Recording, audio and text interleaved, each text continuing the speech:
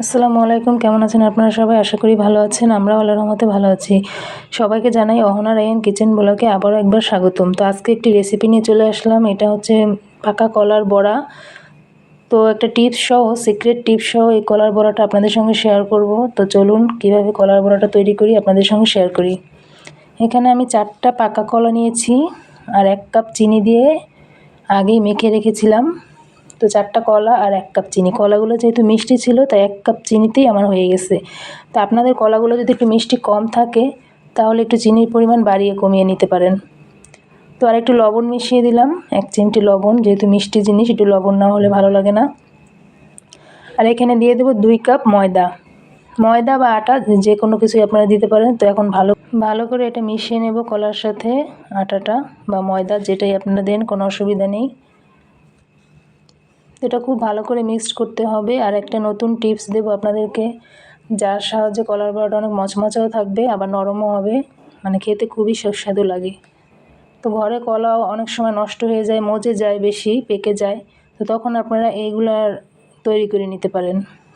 তো এই যে দেখুন আমার টিপস, এখানে 1/2 কাপ আমি দিয়ে দিয়েছি চালের গুঁড়া। 2 কাপ যদি আপনি ময়দা দেন, 1/2 কাপ চালের গুঁড়া দিয়ে দিবেন। তো এখানে আমার যেহেতু 4টা কলা, সেখানে আমার 2 কাপ ময়দা লেগেছে, 1 কাপ চিনি আর 1/2 কাপ চালের গুঁড়া। তো পরিমাণগুলো আমি বলে দিলাম, ডেসক্রিপশন বক্সে দেওয়া থাকবে, আপনারা দেখে নিতে পারেন। তখন একে ভালো করে মিশিয়ে নেব। আমার ভিডিওগুলো যদি আপনাদের কাছে ভালো লেগে থাকে, রেসিপিগুলো যদি ভালো লেগে থাকে, তাহলে প্লিজ দয়া করে আমাকে একটু সাবস্ক্রাইব করে আমাকে একটু এগিয়ে নেবেন। যেহেতু আমি নতুন ইউটিউবার, আপনাদের সহযোগিতা ছাড়া কখনোই সম্ভব না, আপনাদের ভালোবাসা ছাড়া কখনোই সম্ভব না। তো একটু সাবস্ক্রাইব করে আমার পাশেই থাকবেন আর বেল আইকনটি বাজিয়ে দিবেন, তাহলে আরও সুন্দর সুন্দর রেসিপিগুলো আপনাদের সঙ্গে আমি শেয়ার করতে পারবো। তো লাইক কমেন্ট করবেন আপনারা বেশি বেশি, কে কোথা থেকে আমার ভিডিও দেখছেন কমেন্ট করে জানাবেন। তো যে ভালো করে মিশিয়ে নিলাম। এখন দেখুন এইভাবে একটু নরম রাখতে হবে, একেবারে শক্ত করা যাবে না, তাহলে কিন্তু আবার পিঠাটা শক্ত হয়ে যাবে। তো এই কলার বড়াটা আমরা 12 মাসই খেতে পারি, মানে আছে না শীতের দিনের পিঠা বলে কোনো কথা নেই, এটা আমরা যখন ইচ্ছা তখনই খেতে পারি।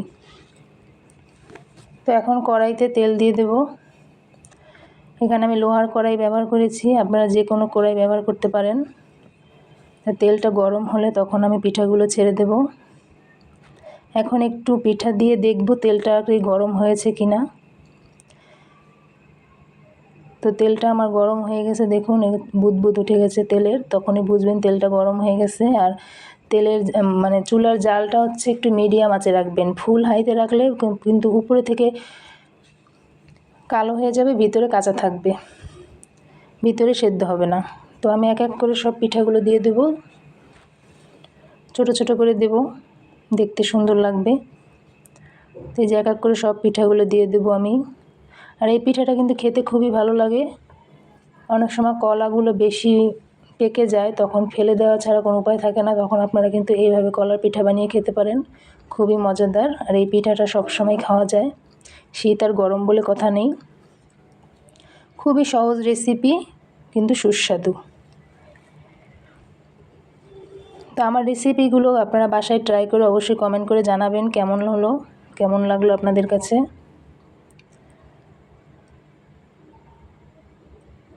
তো প্রত্যেকটা জায়গায় ছড়িয়ে ছড়িয়ে পিঠাগুলো দিয়ে দিবেন। আর ডুবো তেলেই কিন্তু ভাজতে হবে, তাহলে পিঠাগুলো ভালো হবে। তো এখন পিঠার এক পাশ হয়ে গেলে এইভাবে একটা কাঁটা চামচের সাহায্যে আমি এক পাশ উল্টে দেব, নেড়ে চেড়ে দেব। তো দেখুন আমার পিঠাগুলো হয়ে গেছে, এখন আমি এটা তুলে নেব, একটা চালনের মধ্যে তুলে নেব, তেলগুলো যেন নিচে পড়ে যায়। তো সব পিঠাগুলো তোলা হয়ে গেলে এইভাবে একইভাবে আমি আবার যে বাকি পিঠাগুলো রয়েছে ওইগুলো দিয়ে দেব।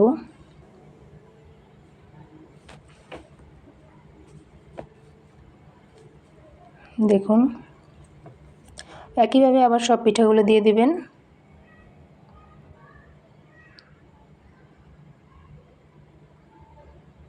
এই পিঠাটা আমার বাড়ির সবাই অনেক পছন্দ করে, এজন্য মাঝে মাঝে আমি তাদেরকে বানিয়ে দেই।